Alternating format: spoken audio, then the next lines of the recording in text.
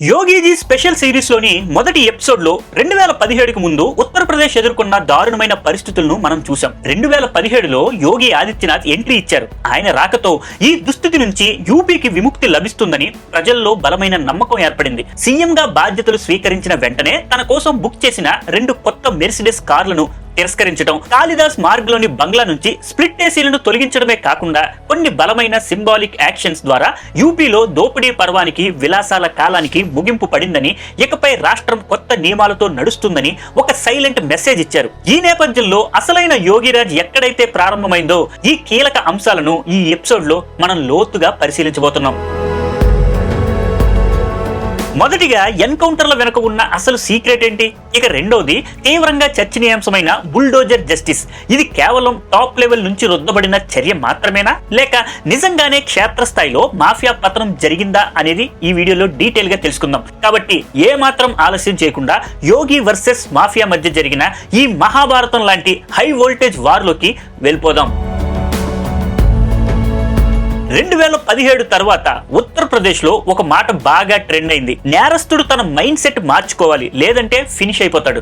సాధారణంగా public attentions కోసం politicians ఇలాంటి డైలాగ్స్ చెప్తూ ఉంటారు. కానీ ఈసారి సీన్ పూర్తిగా డిఫరెంట్. యోగి రూలింగ్ లో యూపీ పోలీసుల ముందర నేరస్తులకు రెండే ఆప్షన్లు మిగిలాయి. ఒకటి సరెండర్ అవటం, లేదా ఎన్కౌంటర్ కు రెడీ కావటం. ఈ తీవ్రమైన క్రైమ్ డౌన్ వల్ల కేవలం 10 నెలల్లోనే 1100కి పైగా ఎన్కౌంటర్లు జరగ్గా క్రమంగా ఆపరేషన్లలో 15 నుంచి 16,000 ఎన్కౌంటర్ ఇన్సిడెంట్లు నమోదయ్యాయి. ఈ షార్ట్ టైమ్ లోనే మోస్ట్ వాంటెడ్ లిస్టులో ఉన్న 250 మందికి పైగా నేరస్తులు ఎన్కౌంటర్ అవ్వగా 30,000 మందికి పైగా గాయపడటం లేదా అరెస్ట్ కావడం జరిగింది. ఇక్కడ ఒక ఇంపార్టెంట్ పాయింట్ అర్థం చేసుకోవాలి. చాణక్య నీతి ప్రకారం ఏ రాజ్యానికైనా పవర్ అనేది కత్తి ద్వారా రాదు, ప్రజల్లో ఉండే ఫియర్లెస్ అట్మాస్ఫియర్ ద్వారానే వస్తుంది. భయంతో బ్రతికే ప్రజలున్న రాజ్యం ఎప్పటికీ నిలబడలేదు.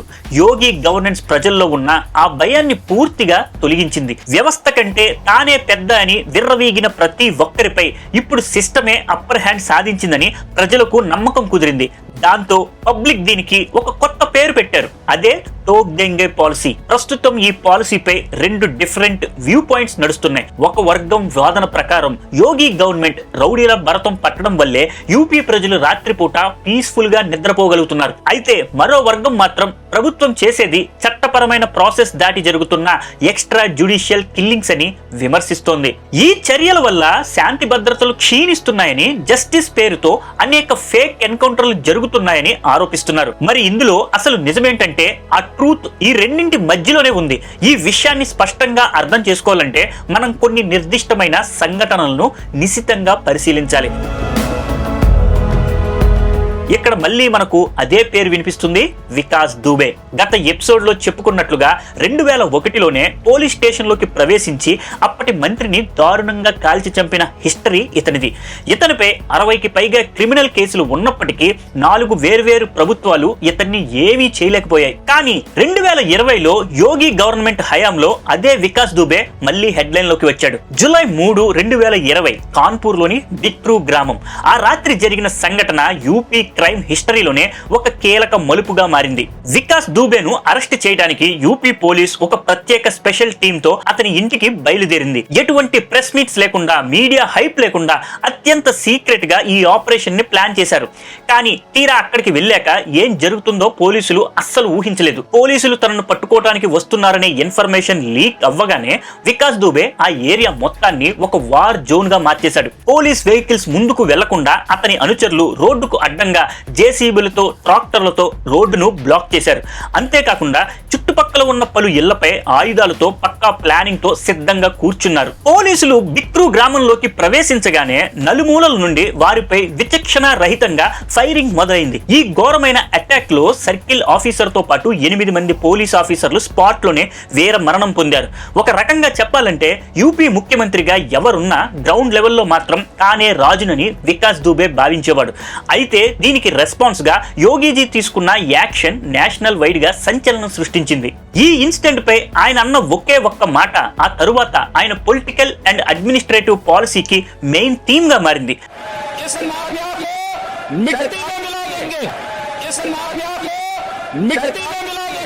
ఆ ఒక్క మాటతో వికాస్ దుబే కోసం యూపీ వ్యాప్తంగా మెగా సెర్చ్ ఆపరేషన్ స్టార్ట్ అయింది. అనంతరం 2020 జూలై 7న వికాస్ దుబే ఉజ్జయినిలోని మహాకాల్ టెంపుల్ విజిట్ చేయడానికి వెళ్ళగా పక్కా ఇన్ఫర్మేషన్ తో అక్కడికి చేరుకున్న యూపీ పోలీస్ అతన్ని అరెస్ట్ చేశారు. నెక్స్ట్ 3 డేస్ పోలీస్ కస్టడీలో ఉంచిన తరువాత జూలై 10న హై సెక్యూరిటీ కాన్వాయ్ లో కారులో ఉజ్జయిని నుంచి కాన్పూర్ కు షిఫ్ట్ చేయడం ప్రారంభించారు. అది ఎర్లీ మార్నింగ్ టైం. అయితే కాన్పూర్ సమీపంలోకి రాగానే వికాస్ దుబే ప్రయాణిస్తున్న కారు ఊహించని విధంగా బోల్తా కొట్టింది. కారు సడన్ గా కంట్రోల్ తప్పి స్కిడ్ అయిందని, అదే టైంలో వికాస్ దుబే పోలీస్ వెపన్స్ లాక్కుని ఎస్కేప్ అవడానికి ట్రై చేశాడని పోలీసులు తెలిపారు. దాంతో అక్కడ జరిగిన రిటాలియేటరీ ఫైరింగ్ అండ్ ఎన్కౌంటర్ లో వికాస్ దుబే స్పాట్ లోనే డెడ్ అయ్యాడు.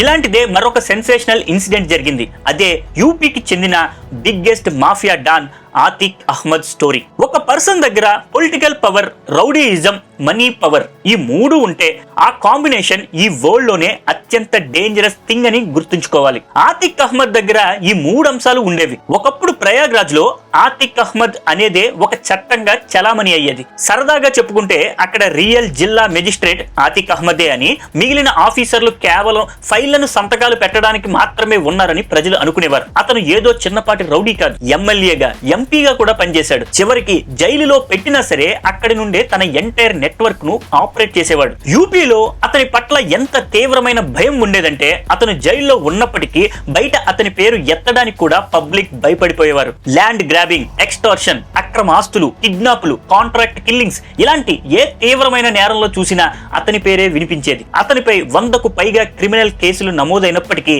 అన్ని కేవలం ఎఫ్ఐఆర్ స్థాయికే పరిమితమైపోయేవి. ఎందుకంటే ఏ విట్నెస్ కూడా ధైర్యం చేసి కోర్టు వరకు వెళ్లేవారు కాదు. ఒకవేళ ఎవరైనా వెళ్తే వారు ప్రాణాలతో తిరిగి ఇంటికి వచ్చేవారు కాదు. కానీ ఒక రోజు ఉమేష్ పాల్ అనే వ్యక్తి ముందుకు వచ్చి ఆతిక్ అహ్మద్ కు వ్యతిరేకంగా సాక్ష్యం చెప్పడానికి సిద్ధమయ్యాడు. సరిగ్గా అక్కడే ఆతిక్ అహ్మద్ పతనం ప్రారంభమైంది. 2005లో బీఎస్పీ ఎమ్మెల్యే రాజ్ పాల్ దారుణంగా హత్యకు గురవగా ఆ కేసులో ఉమేష్ పాల్ మెయిన్ విట్నెస్ గా ఉన్నాడు. ఆ తరువాత 2012 August 17న Atiq Ahmed UP home సెక్రటరీకి ఒక విచిత్రమైన లేఖ రాశాడు. అందులో ఉమేష్ పాల్ తనపై తప్పుడు కేసు పెట్టి తన ఇమేజ్ ని, గౌరవాన్ని దెబ్బతీస్తున్నాడని వాపోయాడు. అంతేకాకుండా ఉమేష్ పాల్ చాలా మందిపై ఫేక్ కేసులు పెట్టాడని, ఇందులో తన పేరుతో పాటు తన సోదరుడి పేరు కూడా చేర్చాడని పేర్కొన్నాడు. ఈ మ్యాటర్ ను సెటిల్ చేసుకోవటానికి ఉమేష్ పాల్ ను తన ఇంటికి వచ్చి కలవమని చాలా సార్లు పిలిచానని కూడా ఆతిక్ ఆ లేఖలో రాసుకొచ్చాడు. కానీ ఉమేష్ పాల్ ఆతిక్ ఇంటికి వెళ్ళటానికి ఎప్పుడూ ఒప్పుకోలేదు. 2012 నాటి ఈ ఘటన తరువాత కూడా చాలా సంవత్సరాల పాటు కేసు అలా నడుస్తూనే వచ్చింది. చివరకు 2023లో ప్రయాగ్రాజ్ వీధుల్లో సీసీటీవీ కెమెరాల ముందే ఉమేష్ పాల్ ను అత్యంత దారుణంగా కాల్చి చంపారు. అచ్చం సినిమా సీన్ ను తలపించేలా గ్రెనేడ్లు, బుల్లెట్లతో విరుచుకుపడి అతన్ని చంపడం జరిగింది.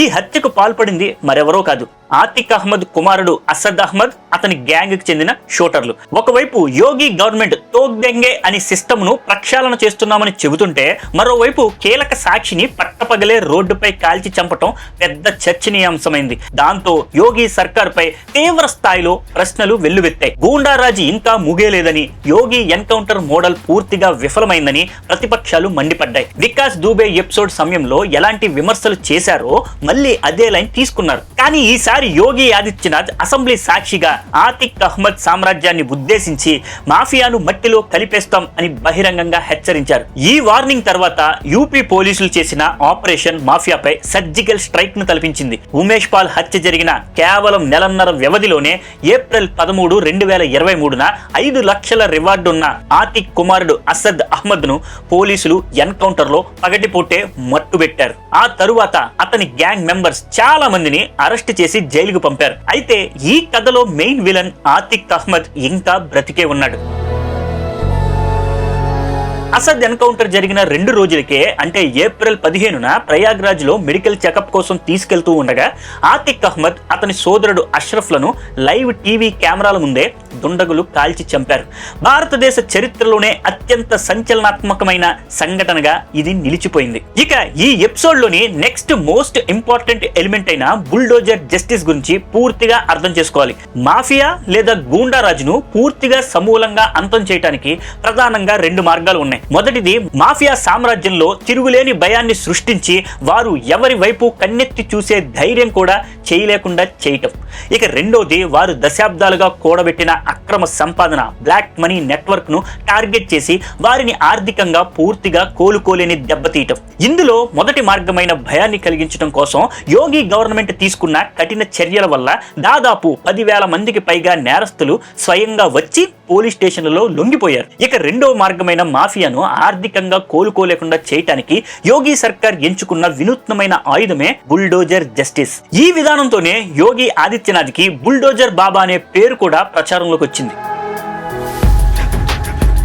ఆతిక్ అహ్మద్, ముక్తార్ అన్సారీ, వికాస్ దూబే వంటి బిగ్ మాఫియా డాన్స్ తో పాటు లోకల్ గూండాలపై గ్యాంగ్స్టర్స్ యాక్ట్ ను, రెవెన్యూ చట్టాలు, స్థానిక మున్సిపల్ బైలాస్ వంటి చట్టపరమైన ఆయుధాలన్నింటినీ ఒక్కసారిగా ప్రయోగించడం ప్రారంభించారు. ఆ దుండగులు అక్రమ భూముల్లో నిర్మించుకున్న ఫామ్ హౌస్లు, విలాసవంతమైన భవనాలు, సొంత హోటళ్లు, రికార్డుల్లో నమోదు కాని ఫ్లాట్లు, షాపింగ్ కాంప్లెక్స్లు, వీటన్నింటిపైన యోగి సర్కార్ నిర్దాక్షిణ్యంగా బుల్డోజర్లను ప్రయోగించింది. అనేక రిపోర్ట్స్ ప్రకారం మొదటి 4-5 సంవత్సరాలలోనే మాఫియాకు చెందిన 1,000 కోట్ల రూపాయలకు పైగా విలువైన అక్రమ ఆస్తులను కూల్చివేయటం లేదా సీజ్ చేయటం జరిగింది. ఈ 1,000 కోట్ల అసెట్స్ లో దాదాపు 500 కోట్ల కంటే ఎక్కువ విలువైన ఆస్తులు కేవలం అగ్రశ్రేణి 33 మంది మాఫియా లీడర్లకు, ముఖ్యంగా ఆతిక్ అహ్మద్, ముక్తార్ అన్సారీ, సుందర్ భాటీలకే చెందినవి కావటం గమనార్హం.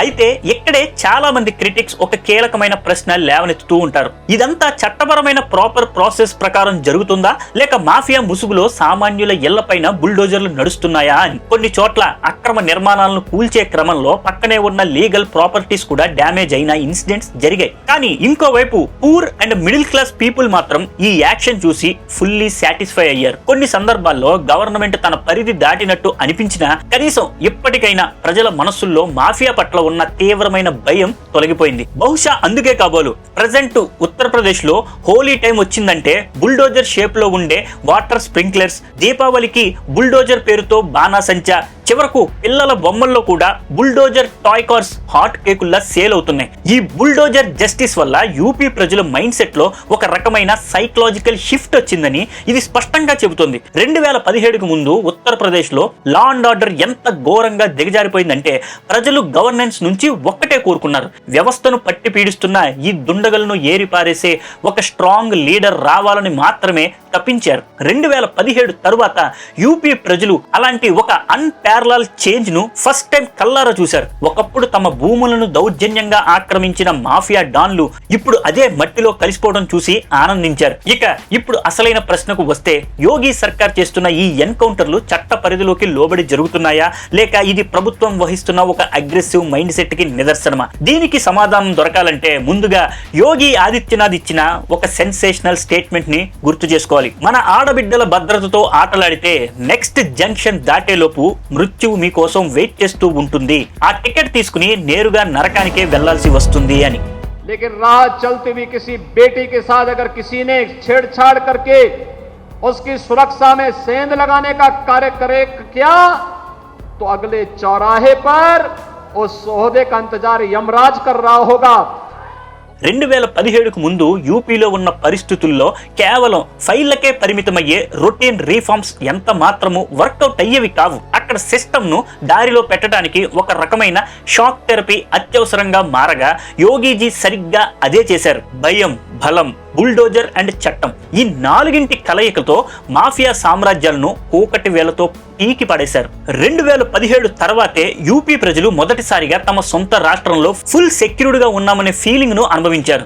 రాత్రిపూట ఎటువంటి భయం లేకుండా పీస్ఫుల్ గా నిద్రపోవటం, మహిళలు ధైర్యంగా ఇళ్ల నుంచి బయటకు రావటం సాధ్యమైంది. మహాభారతంలో కురుక్షేత్ర మైదానంలో నిలబడి స్వయంగా శ్రీకృష్ణుడే అంటాడు, ధర్మాన్ని కాపాడే క్రమంలో కపటం అవసరమైతే ఆ కపటమే పరమ ధర్మమవుతుంది అని. యోగీజీ కూడా తన పలు ఇంటర్వ్యూల్లో ఈ ఫిలాసఫీనే బలంగా వినిపించారు. ఇప్పటి వరకు ఈ స్పెషల్ సిరీస్ లో లో మనం ఎన్కౌంటర్ విధానం, బుల్డోజర్ జస్టిస్ అనే రెండు కీలక అంశాలను చూసాం. మాఫియా గూండారాజును తుదముట్టించడానికి యోగి ఆదిత్యనాథ్ బుల్లెట్లను, బుల్డోజర్లను ఎలా వెపన్స్ గా వాడారో క్లియర్ గా అర్థం చేసుకున్నాం. అయితే ఇదంతా ఆయన ముఖ్యమంత్రి అయ్యాక పవర్ చేతిలో ఉన్నప్పుడు జరిగిన కథ. కానీ ఒక సాధారణ వ్యక్తి నుంచి ఆయన ఈ స్థాయికి ఎలా చేరుకున్నారు? ఆ జర్నీ ఏ హాలీవుడ్ సినిమా స్క్రిప్ట్ కి తీసిపోదు. ఆయన పర్సనల్ లైఫ్ లో ఎన్నో మైండ్ బ్లోయింగ్ రియాలిటీస్ ఉన్నాయి. తన సొంత తండ్రి అంత్యక్రియలకు కూడా వెళ్లకుండా కర్తవ్యానికే తొలి ప్రాధాన్యం ఇచ్చిన వ్యక్తి ఆయన. కుటుంబాన్ని, ఇంటిని వదిలేసి సన్యాసం తీసుకుంటే ఆయన సోదరి ఇప్పటికీ ఒక చిన్న గ్రామంలో ప్రొవిజన్ స్టోర్ నడుపుకుంటూ జీవిస్తుంది. వీటన్నింటి సమాధానాలు ఈ స్పెషల్ యోగి సిరీస్ లో చివరి ఎపిసోడ్ లో చూడబోతున్నాం. కానీ ఈ వీడియోకి చాలా ఎక్కువ వ్యూస్ వస్తేనే నెక్స్ట్ ఎపిసోడ్ చేయడానికి ట్రై చేస్తాను. సో ఈ వీడియోని ఎక్కువ మందికి షేర్ చేయండి. అలాగే మన ఛానల్లో వచ్చే ఇంట్రెస్టింగ్ ఎపిసోడ్స్ ను అస్సలు మిస్ అవ్వకండి. ఇప్పుడే మన ఛానల్ ను సబ్స్క్రైబ్ చేసుకోండి. మళ్ళీ నెక్స్ట్ వీడియోతో మళ్ళీ కలుద్దాం. జై హింద్, జై భారత్.